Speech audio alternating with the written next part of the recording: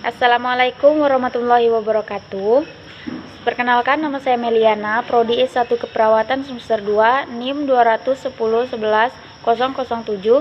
Di sini saya akan mempresentasikan hasil makalah saya, yaitu mekanisme adaptasi sel.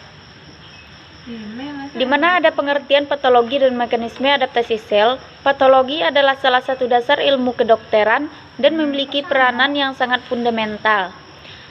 Seringkali diagnosis pasti suatu penyakit ditegakkan dengan patologi atau histopatologi. Adaptasi sel berbentuk reaksi jaringan organ atau sistem tubuh terhadap jejas. Yang pertama yaitu ada retrogresif, jika terjadi proses kemunduran, degenerasi atau kembali ke arah yang kurang kompleks.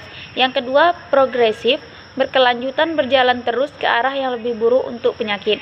Yang ketiga, adaptasi atau penyesuaian. Atrofi atau mengecil, yaitu pengecilan ukuran sel bagian tubuh yang pernah berkembang sempurna dengan ukuran normal. Hipertrofi atau membesar, yaitu peningkatan ukuran sel dan perubahan ini meningkatkan ukuran alat tubuh menjadi lebih besar. Selanjutnya, karakteristik makhluk hidup yaitu bereproduksi, tumbuh, melakukan metabolisme, dan beradaptasi terhadap perubahan internal dan eksternal. Aktivitas sel sesuai dengan proses kehidupan meliputi ingesti atau mengekskresikan sisa metabolisme. Yang kedua, asimilasi, bernafas, bergerak. Yang ketiga, mencerna, mensintesis, berespon. Selanjutnya, struktur sel atau organisasi sel, yaitu sel mengandung struktur fisik yang terorganisasi yang dinamakan organel. Sel terdiri dari dua bagian utama, yaitu inti dan sitoplasma. Yang kedua dipisahkan oleh membran inti. Sitoplasma dipisahkan dengan cairan sekitarnya oleh membran sel.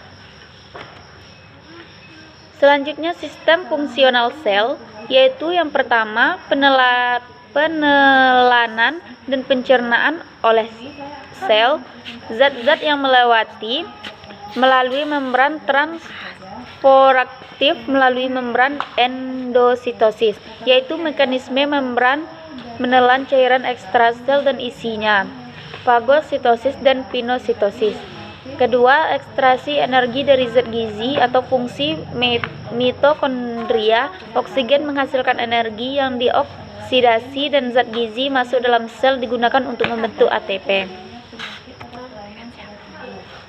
Selanjutnya ada hipoksia AK, yaitu hilangnya perbekalan darah karena gangguan aliran darah bahan kimia menyebabkan perubahan pada beberapa sel. Permeabilitas selaput, homeostatis, osmosa, keutuhan enzim, kofaktor, racun menyebabkan kerusakan hebat pada sel dan kematian individu. A. Agen fisik dapat merusak sel.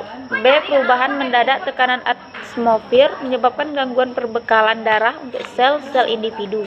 C. Tenaga radiasi, jejas akibat ionisasi langsung senyawa kimia yang ada di dalam sel atau karena ionisasi sel yang menghasilkan radikal panas yang secara sekunder bereaksi dengan komponen intrasel.